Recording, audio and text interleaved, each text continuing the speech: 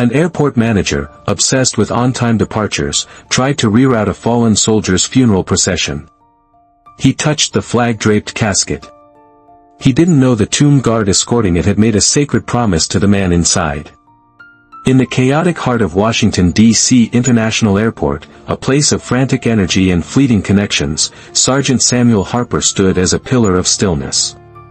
The air hummed with the drone of flight announcements, the roll of suitcases, and the hurried footsteps of thousands of travelers, but for Harper, the world had narrowed to a single, solemn purpose.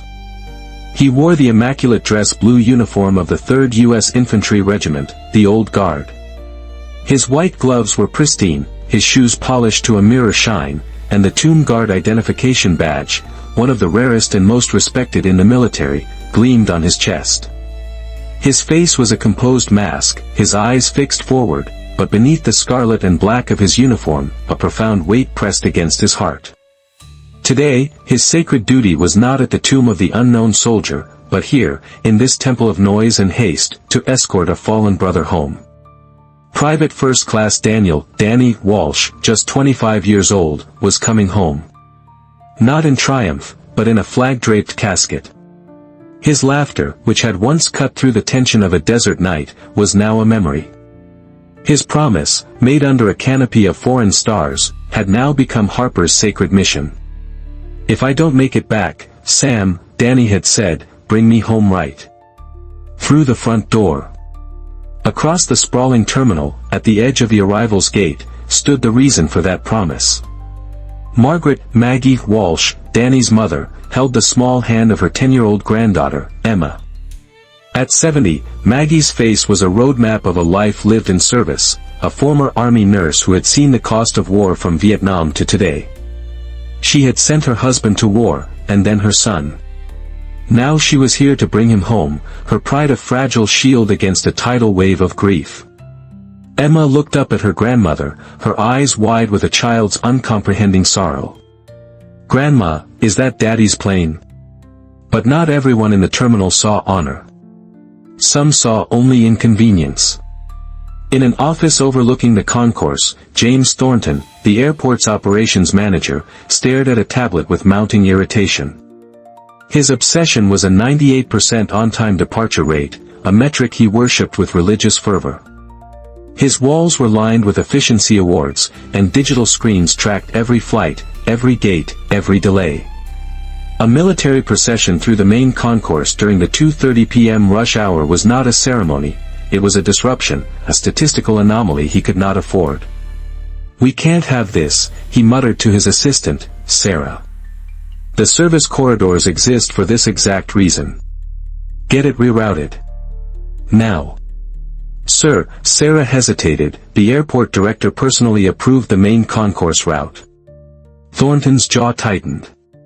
"This airport runs on precision, not pageantry," he snapped, already calculating the cascading delays. He grabbed his clipboard and strode out of his office, a man on a mission to defend his schedule against the intrusion of solemnity. As the honor guard emerged from the jet bridge, their movements a display of dignified, deliberate grace, Thornton intercepted them. He approached the procession as it began its slow march, his clipboard held like a weapon. "Sergeant," he said, addressing Harper directly, his voice low but sharp with authority. "I'm James Thornton, Operations Manager. I've prepared an alternative route for you. These service corridors lead directly to the pickup area. It's faster, more efficient." Harper's gaze didn't waver from the path ahead. His voice, when it came, was calm, professional, but unyielding. "Mr. Thornton, this is Private First Class Daniel Walsh, United States Army. We will proceed through the main terminal, as arranged, at the appropriate pace for escorting the fallen." Thornton stepped closer, blocking the path. "Sergeant, let me be clear. I am responsible for the operational integrity of this terminal.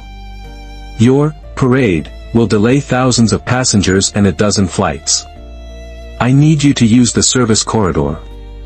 "Sir," Harper replied, his voice still level, but with a new, harder edge. "The disruption you speak of is temporary. The dishonor of escorting a fallen hero through a back hallway is permanent. We will proceed as planned. The first battle line had been drawn. The standoff hung in the air, a pocket of stillness in the swirling chaos of the airport. Thornton, flushed with indignation, stared at the unmoving soldier, unable to comprehend this blatant disregard for his authority. For Harper, Thornton's arguments about schedules and delays were nothing more than meaningless static. His mind was not in the bustling terminal, it was thousands of miles away, under the relentless, unforgiving sun of a Middle Eastern desert. The memory hit him with the force of a physical impact. The air was thick with the taste of sand and fear. The ambush had been sudden, a perfectly executed trap. Gunfire erupted from a ridge line, tearing through the thin metal of their Humvee. Chaos. Shouts. The acrid smell of cordite. Harper had been returning fire, his movements precise, his mind a cold calculator of angles and threats. He was so focused on the enemy in front of him that he never saw the RPG team setting up on their flank. "Sam, on your left." Danny's voice cut through the roar of battle.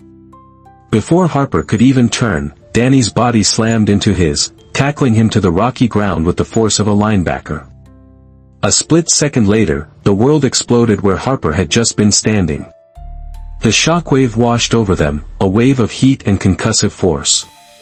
Shrapnel whizzed through the air, peppering the ground around them. When the dust settled, Harper was alive, his ears ringing, his body bruised, but alive. He looked at Danny, who lay beside him, a grimace of pain on his face, a dark, spreading stain on his side. "You crazy son of a..." Harper started, his voice choked with adrenaline and a terrifying gratitude. Danny just grinned, a weak but genuine flash of the boyish charm that had always infuriated and endeared him to Harper. "That's what brothers do," he'd gasped out. Later, in the relative safety of the field hospital, the promise had been made. Danny, pale and weak but stubbornly alive, had grabbed Harper's arm. The doctors were optimistic, but a new, somber shadow had fallen over Danny's eyes. He had seen his own mortality. "Hey, Sam," he'd whispered, his voice raspy. If anything ever happens. If I don't make it home." "Don't talk like that," Harper had said, his own voice tight. "No, listen," Danny insisted, his grip surprisingly strong. "Bring me home proper. Full honors. Through the main concourse, not some back exit. Dad was a Marine. He always said a man's last walk should be one of honor. Promise me, Sam."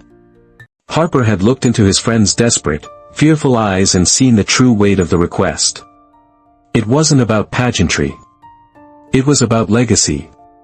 It was about a son wanting to honor his father, about a soldier wanting his sacrifice to be seen and acknowledged. "I promise, Danny," Harper had said, the words forming a sacred vow. "No matter what." Now, standing in the sterile, air-conditioned terminal, that promise burned in his chest. James Thornton, with his spreadsheets and his schedules, was not just an obstacle, he was a desecration of that final, sacred vow. The airport manager saw a disruption to his operational flow. Harper saw a test of his own honor, a debt that had to be paid in full. The damage of Thornton's disrespect wasn't to the airport schedule, it was to the memory of a hero. And Harper's resolve, forged in the crucible of that life-saving sacrifice, became absolute. He would not yield. He would not compromise. He would not break his promise. Not for anyone. The standoff was no longer just between two men. It was becoming a public spectacle. Travelers, initially annoyed by the delay, began to stop and watch, their curiosity piqued by the silent, tense drama unfolding before them. Phones, which had been instruments of distraction, were now being raised to record. A silent, growing ring of witnesses began to form, creating a makeshift amphitheater in the middle of the concourse. James Thornton, feeling the pressure of 100 new eyes, grew more agitated. "Sergeant, I am not asking you, I am telling you. This is a matter of airport security and operational command," he said, his voice rising. It was then that the first ally emerged from the crowd. An elderly man in a faded U.S. Marine Corps cap, his back ramrod straight despite his age, stepped forward. "I served in Vietnam," he said, his voice rough but carrying an undeniable authority. "I lost brothers who never came home in a box. This soldier deserves better than a back hallway. Let him pass." The man, George Miller, looked Thornton dead in the eye, a silent challenge from one generation of service to a generation of bureaucracy. Thornton, flustered, opened his mouth to respond, but another voice cut through the air. "That's my son." Maggie Walsh, with Emma clinging to her side, had moved to the front of the crowd. Her voice trembled, but it was filled with a mother's unshakable strength. "My Danny. He loved baseball. He dreamed of flying planes. He died saving his squad." She looked directly at Thornton, her eyes blazing with a grief so profound it was almost a physical force. "He deserves this honor. He earned it." The terminal grew quieter still. The weight of her words, the simple, heartbreaking facts of a life given in service, settled over the crowd. A businessman in an expensive suit pocketed his phone, his expression softening. A mother pulled her own curious child closer, whispering something about heroes. The tide of public opinion, a force more powerful than any airport directive, was turning decisively against Thornton. Harper's plan, if it could be called that, was one of absolute stillness. He knew that any aggressive action on his part would be misconstrued. His power lay in his perfect, disciplined inaction. He would stand his ground, a living embodiment of the honor he was defending. He would let the moral weight of the situation do the work for him. He assessed the forming crowd, the allies stepping forward, the growing unease on the faces of Thornton's own staff. He was creating a defensive perimeter, not with weapons, but with shared human decency. He saw Thornton's assistant, Sarah, whisper something to her boss, her face pale. He saw her eyes flick to the flag-draped casket, then to the grieving mother, and he knew that Thornton was losing control of his own team. The operational efficiency he prized was collapsing in the face of a single, powerful emotional truth. The crowd was no longer a collection of delayed passengers, they were a jury. And their verdict was becoming increasingly clear. Harper's silent, unyielding stand was his strategy, and it was working perfectly. Losing the support of the crowd and even his own staff, James Thornton made a final, desperate appeal to protocol. He returned with a laminated copy of the airport's operational manual, his face a mask of bureaucratic certainty. "Sergeant, according to Section 11, Paragraph 4 of the airport's official ground transport protocols," he began, his voice loud and officious, "all non-commercial, non-passenger-related movements must be routed through designated service corridors to ensure passenger safety and operational timeliness. Your procession falls under this category. It is not a suggestion, it is a rule." He held up the manual as if it were a sacred text. This was his ground, his language. He was trying to shift the battle from the court of public opinion back to the soulless certainty of a rulebook. Sergeant Harper didn't even glance at the manual. His psychological counterattack was swift and devastatingly effective. "Mr. Thornton," Harper said, his voice still calm but now carrying a new resonance, an instructor's tone. "There are regulations older than your airport. There are protocols that predate aviation itself. They govern how a nation honors those who gave everything for it. They are codified in U.S. Code Title 10, and they are ingrained in the heart of every man and woman who has ever worn this uniform." He took a small, almost imperceptible step forward, claiming the space between them. "You speak of operational timeliness. I speak of a timeless honor. You are concerned with delaying a dozen flights. I am concerned with upholding a promise made to a dying soldier and his Gold Star family." The words, Gold Star family, hung in the air, a term freighted with immense emotional weight.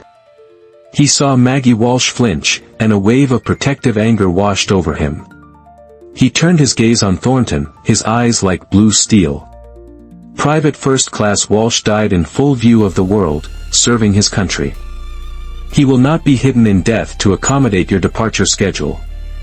His final journey home will be conducted with the dignity he is owed, a dignity prescribed by centuries of military tradition, not by paragraph 4 of your airport's ground transport manual. Each word was a precise, targeted blow against Thornton's narrow, logistical worldview. Harper was reframing the entire conflict. This was no longer about an airport rule, it was about national honor. The veteran, George Miller, stepped forward again. "I didn't fight through the Tet Offensive so a hero could be snuck through a baggage tunnel, son," he said gruffly to Thornton. "Show some damn respect." The crowd murmured in agreement. Thornton was completely isolated now, a man armed with a rulebook in a battle of souls. He looked around wildly, searching for an ally, but found only a sea of disapproving faces. His authority, derived from flowcharts and schedules, was utterly useless against the powerful, unwritten laws of honor and respect. He had lost the psychological war. And in his desperation, he was about to make a final, unforgivable mistake. Frustrated, humiliated, and stripped of his bureaucratic authority, James Thornton made a move born of pure, unthinking arrogance. He lost control. Striding forward, he intended to physically halt the procession himself, to assert his dominance in the most primal way possible. "I am the manager of this facility, and I will not have my orders disobeyed," he shouted, his voice cracking. He reached out, his hand aiming not for Sergeant Harper, but for the corner of the casket itself, intending to physically block its path. His fingers brushed the edge of the American flag that draped it. A collective, horrified gasp rippled through the entire terminal. Time seemed to freeze. Touching the flag on a fallen soldier's casket is a profound act of desecration, an unthinkable violation of a sacred trust. In that frozen moment, Sergeant Harper moved. It wasn't the aggressive motion of a brawler, but the swift, economical, and utterly decisive action of a highly trained soldier. His white-gloved hand shot out, closing around Thornton's wrist with a grip of gentle but absolute steel. He stopped Thornton's hand just inches from the flag, his fingers wrapped around the manager's wrist like a vice. The entire terminal was dead silent. All that could be heard was the faint hum of the building's ventilation. Harper leaned in, his face just inches from Thornton's, his voice no longer loud, but a low, deadly whisper that was somehow more terrifying than any shout. "Don't touch the flag." Each word was a perfectly spaced, perfectly enunciated command, backed by the full weight of the United States military and the righteous fury of a man defending his fallen brother. Thornton's face, which had been red with anger, turned a ghostly white. He tried to pull his wrist away, but it was like trying to move a piece of granite. He stared into Harper's ice-cold eyes and finally understood. He was not dealing with an employee. He was dealing with a guardian. Just as the tension reached its breaking point, a new figure arrived, moving through the parted crowd with an air of calm authority. It was Captain Evelyn Carter, the airport director, a retired Army officer herself. Her uniform was civilian, but her bearing was all military. She took in the scene in a single, sweeping glance. Thornton held fast by the tomb guard, the horrified crowd, the sacred casket at the center of it all. Her face hardened. "Mr. Thornton," she said, her voice quiet but cutting through the silence like a razor. "Step aside." Harper released Thornton's wrist. The manager stumbled back, rubbing his arm, his face a mask of disbelief and utter defeat. Captain Carter turned to Harper, her expression softening with a deep, shared understanding. "Sergeant," she said, her voice filled with respect. "My sincere apologies for this disruption. Your procession will continue through the main terminal, as planned. I will personally see to it." She took the terminal's main microphone from a nearby information desk. Her voice, crisp and commanding, echoed through the vast space. "Ladies and gentlemen, may I have your attention, please? A fallen American hero is being escorted through our terminal today. As a sign of respect for his ultimate sacrifice, we ask that you join us in forming a corridor of honor for his final journey home." It was checkmate. The battle was over. Honor had won. The transformation was immediate and profound. The chaotic, bustling terminal, a place of individual journeys and hurried schedules, became a unified space of shared reverence. Travelers who had been rushing to gates stopped. They turned, moving deliberately to the edges of the main concourse, forming two silent, solemn lines. Businessmen who had been complaining about delays now stood with their heads bowed. Teenagers who had been glued to their phones slipped them into their pockets, their faces filled with a new, sober understanding. Airport staff, gate agents, janitors, pilots, abandoned their posts to join the lines, forming a spontaneous, miles-long corridor of honor. The honor guard resumed its slow, measured march.